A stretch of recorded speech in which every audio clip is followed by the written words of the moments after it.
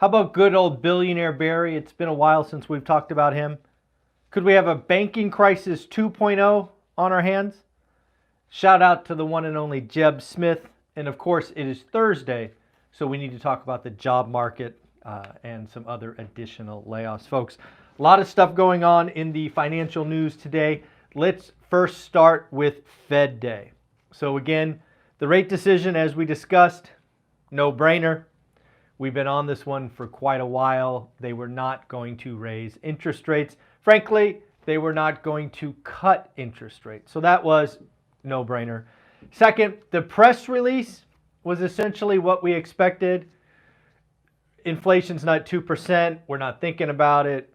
All of those things. Then Jerome Powell gets in front of the microphone, and that's where I think things get interesting. The first thing I want to talk about, I believe most people missed. And this is really how we go back on this channel and we try to tie things together. One of the things that you and I have discussed over the last 18 months is the spread between the 10-year note and mortgage rates. Now, for a long time, it was over 300 basis points. Recently, it has been as low as about 280 basis points. What have you and I talked about for years? The banks, the lenders, are being conservative because they don't know how high the Fed is going to go. What happened yesterday? Why was yesterday important? Why did most people miss it?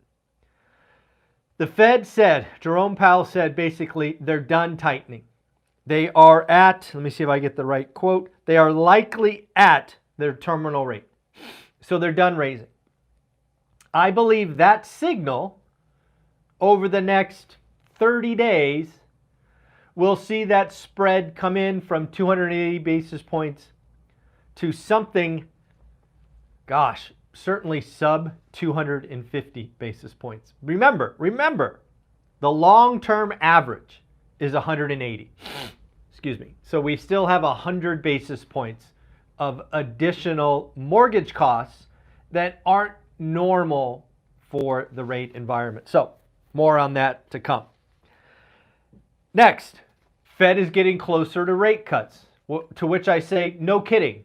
If you told me you're not going to raise rates anymore, the only answer is cuts, because you won't stay paused forever. So if the next move's not up, the next move has to be down. The Fed definitely wants to look at a sustained path to inflation coming in. This is something I have believed, and I tried to share with you before. I believe they're going to go one extra meeting than maybe we all would like. So for example, let's say the market falls apart. Let's say unemployment spikes in February. The market's begging for a March rate cut. The Fed will go till May. If it falls apart in April, the Fed will go in June. That is something I have long believed. And then lastly, the Fed was asked, Jerome Powell was asked to talk about home prices. He was talking about home prices. Remember, I think it was a year ago. No, it had to be longer than that. Maybe 18 months ago, Jerome Powell came out in one of his press conferences and basically said, home prices are too high. Nobody can afford anything. We're going to go after it. Now, he wasn't as black as white as that, but that's what the market heard. That's what the crash bros heard. And of course, if you follow my channel, wow, fighting off a sneeze. If you follow my channel, what I told you is he can't do that. He can affect transactions, no problem, but he can't immediately affect home prices. So what happened yesterday? Jerome Powell said, who is to blame for high home prices? He says, not us. There is a supply problem. None of our tools will help supply. Also, he went even further. He went on to say that our job is to impact inflation. And he said, look at shelter and rent. Shelter inflation is coming down. It is on a negative trend. And rent across the country is now down 8 months in a row. So Jerome Powell took a victory lap with rent and owner's equivalent rent, aka shelter, but he can't impact asset prices, at least directly, to the chagrin of all the crash bros who played his topic over and over again. So again, I think yesterday was very important. Rate hikes are done. Next move is lower. We should see a collapse in spread. They did kind of lay out the framework that March is too early, to which I say, let's see. We do have potentially, we'll get there in a minute. Let's go to Billionaire Barry. Folks, if you don't know who Billionaire Barry is, he is someone that we have talked about several times over the last year. He's a billionaire of Starwood Capital. He's a billionaire who had to shut down his mortgage company. He's the billionaire that had to sell, 500 homes because he needed cash. He's that guy. Well, he is back at it, folks. He is talking about $1 trillion, not $1 billion, not $100 billion, but $1 trillion. It's hard for me to imagine $1 trillion in bad debt in the office and commercial real estate space. Barry Sternling says that the market was valued at $3 trillion. It is now worth $1.8 trillion. Thus, there is 1.2 million or trillion, man, it's hard to say trillion so many times. That's a big number, of equity wiped out. So he gave a couple examples. He talked about a New York building that once sold for $200 million. It was conservatively financed. That's what I think the average person doesn't understand. Is office buildings, when you're bought by pension funds or insurance companies or family offices, they are really conservative. So they put 50% debt. So again, 200 million, 100 million in cash, 100 million in debt. According to Barry, when he looked at that office building today, he thinks it's only worth 30 million. That's like a 85% discount. 200 million to 30 million. That's hard to fathom. That's just hard to fathom. He went on to talk about a San Francisco office building that once sold at $850 a square foot. It was financed at $450 a square foot, roughly 50%. It is now worth or trading at $250 a square foot. So what does all this mean? It means there's a lot of pain coming.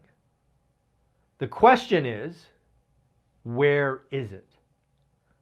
Where is the pain? Well, folks, I think we're starting to see it. Good old banking crisis 2.0. We have had two examples in the last 24 hours. First one is New York Community Bank Corp. This is the bank that was in the news seemingly 6 months ago when they bought Signature Bank's loan book. Well, now they whacked their dividend, took a huge loan loss reserves. They highlighted two commercial mortgages that they're basically taking to zero, and lots of pain. There's a second one that probably most of you missed, actually occurring in Japan. Yes, folks, banks in Japan were lenders on U.S. commercial real estate. Again, it was the gold standard. It was the platinum standard. It was, hey, 50% LTV, occupancy at 95%, debt coverage ratio at 2.5, whatever it was, just crazy. We are going to see large institutions like this bank in Japan. I'm going to call it Aozara. It's A-O-Z-A-R-A. Too many vowels for me. But again, they are talking about loan losses from U.S. commercial real estate. So where does this all go? Where does this all go? Let's assume that Barry is over-exaggerating. Let's say it's half of what he fears. So not 1.2 trillion, but 600 billion. I ask myself a couple of questions. One, is this big enough for the Fed to create another fancy program to take the crap or dog poop assets off of community banks, put them on the Fed balance sheet, and allow the Fed to extend and pretend. To which I say clearly, I hope not. Part of the capitalist system that I want to see happen is if you do a bad deal, you lose. I hate when you have all the upside and then you socialize losses. I hate that. But that said, could this be big enough for the Fed to create a program like that? Yes. I mean, I don't know how you can't look at that and go, here we go again, another bailout for rich people. It might happen. I don't want it to. I think the banks should extend and pretend. I think owners should take haircuts. I do think it's fair to say that some of these equity is in pension funds and others, and we don't know where it is. It's okay. You know what? If you're let's just pretend you're a pension fund. Let's just pretend for a minute you're a pension fund, and you bought that New York building. This is what I would do, right? So you bought it for 200. You know, you put in 100 million, then you took a loan. Now the building's worth 30. These are all numbers Barry quoted. What would I do? Well, I think somebody in San Francisco just did this. They let the building go to foreclosure. The bank foreclosed. Then the building goes to auction. And then you know what? If I was the pension fund, I would come in and try to buy the building for $35 million. Why not? Now you own the building free and clear. You can hold it with no debt. And who thinks New York's real estate's not coming back in 3 to 4 years? You just hold it, and then in a couple of years you put debt on it, and you get all your money back. This pain in the commercial market will be short-lived, short being 1, 2, maybe 3 years. It's not a decade. Somebody in San Francisco did this. They occupied an office building. It was worth a lot less. They let the bank foreclose, and then they were one of the bidders at the auction, and they bought it back for like 40 cents on the dollar. Genius. Because if you're the equity right now, right, bought it for 2, owe 100, what are your choices? Are you going to put 70 million in? No, let it foreclose, buy it for 40, and then you have no debt. I don't know. That's what I would do. Who knows? Let's talk about our friend Jeb Smith. Jeb Smith was nice enough to interview me over the weekend. We did a video on his channel that went live yesterday talking about not buying real estate in 2024 without, frankly, doing the work. If you want to see Jeb interview me, go to his channel. I believe it was his last video. Leave a comment. I will do my best to go there, recognize you, give you a shout out. But Jeb Smith was nice enough to interview one rental at a time, talking about buy box, doing the work, all of those fun and exciting things. So Jeb, thank you very much for the opportunity.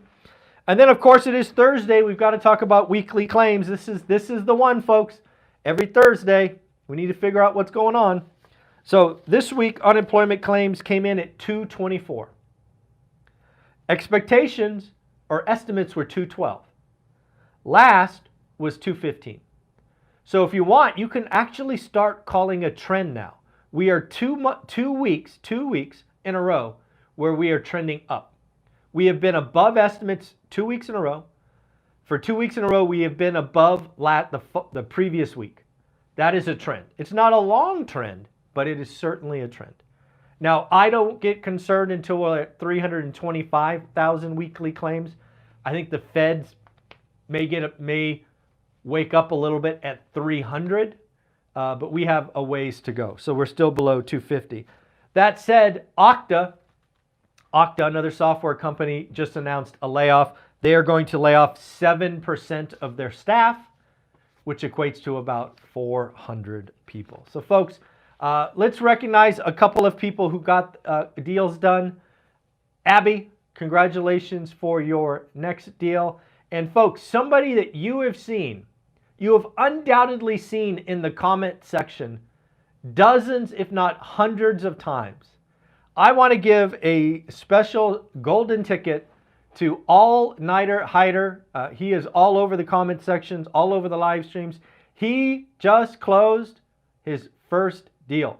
And if you're going to be coming to Vegas, we are going to, actually, you know what? We're going to give All-Nighter Hider this on stage. So we give him a round of applause. But you know what? We'll find time. If you bring your cards, or I'll bring some extras, we can take some pictures and just recognize everybody who closed deals. So again, Abby, congratulations. Your card is in the mail, or will be in the mail. And All-Nighter Hire, congratulations to you as well. Folks, have an amazing day. It is Thursday, February 1st.